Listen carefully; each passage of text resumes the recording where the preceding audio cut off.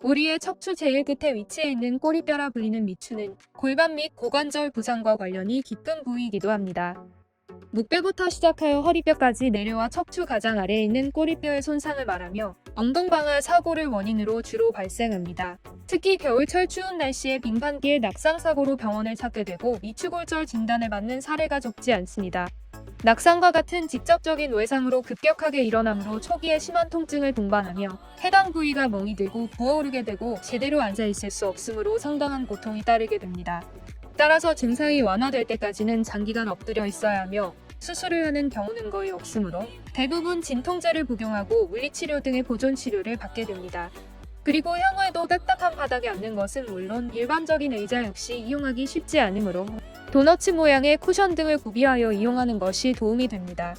그럼 미추골절 후유장애란 무엇일까요? 보험에서는 명확하게 하기 위하여 별도의 기준을 마련해 두고 있으며 이를 판단할 수 있는 것이 바로 후유장애 분류표입니다. 보험약관 내용에서 자세하게 설명하고 있지만 특히 미추는 척추 항목에 해당합니다. 단 2018년 4월 이후 약관부터는 후유장애 분류표상 미추를 포함한 장골, 천추, 청골 등은 체간골의 장애로 판단합니다. 척추 압박골절의 경우 수술 여부에 따라서 운동장애와 기형장애로 장애를 분류합니다. 추체 부상은 비수술로 치료가 이행되는 사례가 많은 것과 같이 미추골절 역시 대부분 물리치료와 같은 보존적 방법으로 나아지기를 기다려야 하므로 증상이 고정된 상태에서 기형 정도를 고려하여 후유장애 분류표상 해당하는 장애를 평가할 수 있습니다. 여기에서 기형이란 골절된 미추의 만곡 정도, 즉 얼마나 굽어 있는 것인가를 객관적인 측정으로 판단하게 됩니다. 그러나 많은 사례에서 치료병원에 미추골절 후유장애 진단서를 요청하였으나 어렵다는 답변을 듣게 되었다고 말씀하십니다. 뼈가 잘 붙었고 통증도 처음보다 많이 줄어든 상태이기 때문에 장애까지는 해당되지 않는다고 합니다. 또한 만약 정상적으로 붙지 않는 경우라도 일상생활에 큰 문제가 없다는 것입니다. 실제로 기형장애에 해당되지만 최종적으로는 후유장애 분류표를 이해하고 잘 알고 있는 의사가 많지 않으며 제대로 된 평가를 해주는 전문의 또한 만나기가 쉽지는 않습니다. 여기서 끝이 아닙니다. 정상적으로 미추골절 후유장애에 대한 진단을 받아 보험금을 청구하지만 보험사로부터 결국 거절당하는 사례도 많습니다. 보상 하우머치 손해사정사 역시 자주 부딪히는 분쟁 사안은 생리적 정상 만곡에 대한 것입니다. 미추는 단순 방사선 영상으로도 확인할 수 있듯이 사람마다 조금씩 차이는 있지만 팔처럼 완만하게 안쪽으로 굽어있는 모양이 정상적인 형태입니다.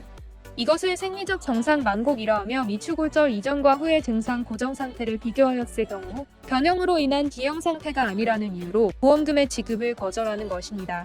또한 소송 결과 미추골절 후유장애가 인정되지 않는 법원 판례 역시 보험사의 주장을 뒷받침하고 있는 근거이기도 합니다. 하지만 미추골절로 장애를 인정받아 해당하는 보험금을 지급받은 판례도 있으며 보상하우머치 손사의 손해사정 업무 진행으로 정당한 권리를 주장하시고 만족스러운 결과를 얻어가시는 분들도 있습니다.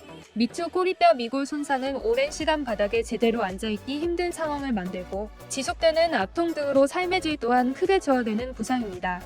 빙판길 낙상과 같은 사고 등으로 이러한 어려움을 겪으신 상황이라면 미추골절 후유장애에 대한 내용을 잘 살펴보시고 해당되는 보험금의 청구 또한 적극적으로 고려해 보시기 바랍니다. 오늘은 미추골절 후유장애에 대하여 알려드렸습니다. 만약 보험금 청구 절차부터 막막하시다면 저희 보상하우머치 손해사정사에게 문의하셔서 올바른 방법을 찾아가시기 바랍니다. 작은 차이가 커다란 결과물로 나타납니다. 보상 하우머치와 함께한다면 올바른 방법으로 여러분들의 정당한 권리를 찾아드리도록 하겠습니다. 언제든지 의문점이 있으시다면 연락 주시기 바랍니다. 지금까지 보상 하우머치였습니다.